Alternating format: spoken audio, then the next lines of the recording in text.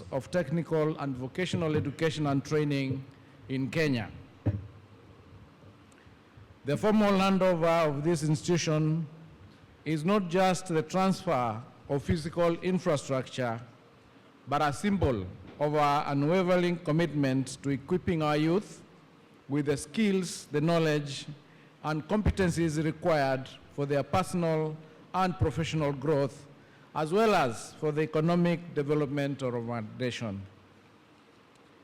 The government of Kenya recognizes the transformative role of TVET in addressing the country's socio-economic challenges, including youth unemployment, skills gaps, and poverty reduction. Today, we reaffirm our pledge to ensure that no Kenyan is left behind when it comes to accessing quality technical training. We understand that for Kenya to achieve its ambitious development goals under the Vision 2030, we must equip our workforce with the practical skills that are in high demand both in the local and global job markets. Ladies and gentlemen, last week, the government released 1.56 billion to students towards their upkeep and tuition loan payments.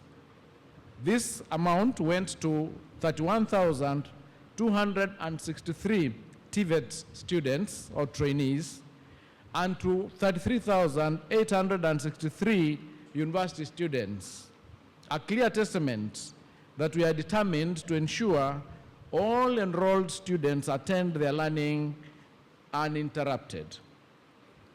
In the current financial year, 2024-2025 alone, the Higher Education Loans Board has disbursed Kenya shillings 32.7 billion for upkeep and tuition loans to a total of 195,522 students in TVET institutions and 390,612 students in universities. I wish to assure all learners in TVET institutions and universities that they will be fully supported by the government to complete their studies. On this note, I am urging all eligible Kenya Certificate of Secondary Education graduates to apply for available opportunities to pursue various courses in TVET institutions each time the Universities and College Placement Service known as COOPS opens its portal. I am aware that already COOPS has placed the first cohort of applicants expected to join TVET institutions in the month of May 2025. I have ordered COOPS to conduct another application process for eligible TVET students by June 2025 to ensure the second intake takes place by September 2025. In the same vein, I have asked COOPS to open its portal this month for the KCSE 2024 candidates to apply for placement into various programs in private and public universities for the 2025-2026 academic year.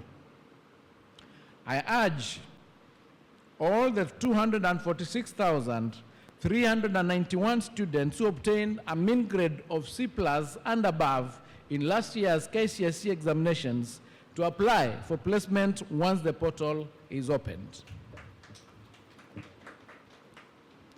Through the Ministry of Education, the government has been making significant strides towards expanding access to TVET education across the country. We have invested heavily in upgrading and modernizing TVET institutions, ensuring they meet international standards. Our commitment goes beyond infrastructure.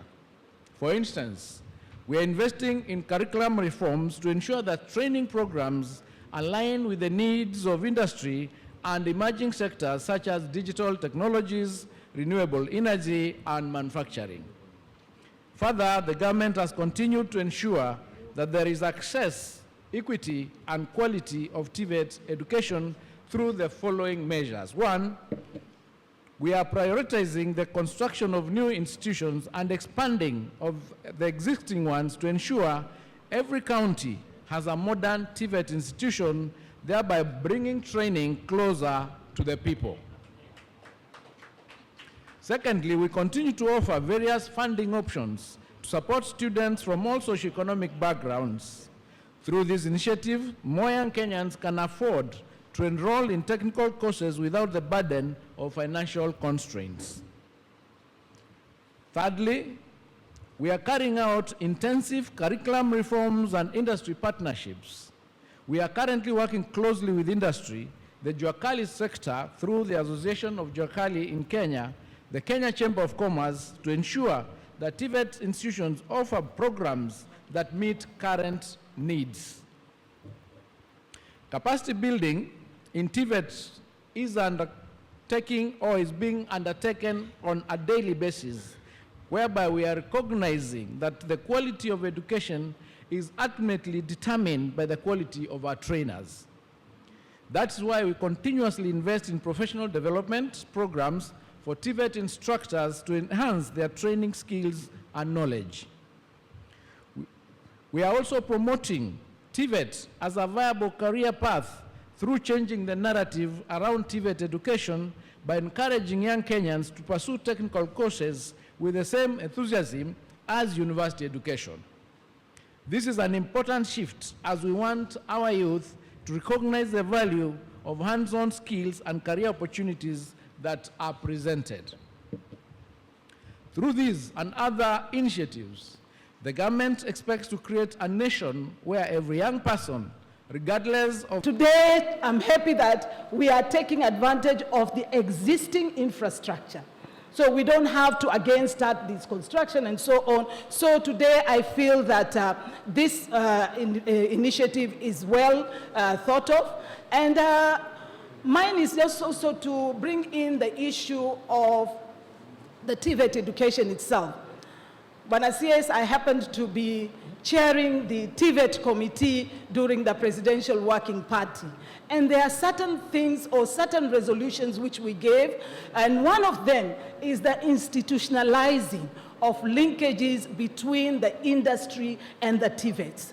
That's extremely important because, and also with the government projects, because the councils in TVET are supposed to have people from the industry. Remember, TVET, it's a matter of hands-on. It's hands-on, and most of the experiences these students or the trainers, they will get them when they go also to the industry. So there should be that symbiotic relationship between the industry and the TVET institution. It's extremely important.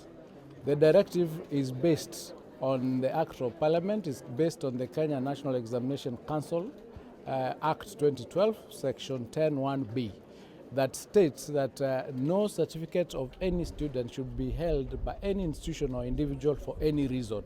So it applies across the board. And I've given the county education directors 14 days to ensure that that exercise is completed. If it will not have been completed, or if other head teachers or principals have not released these examinations, we'll get a report and then we'll take disciplinary action after that.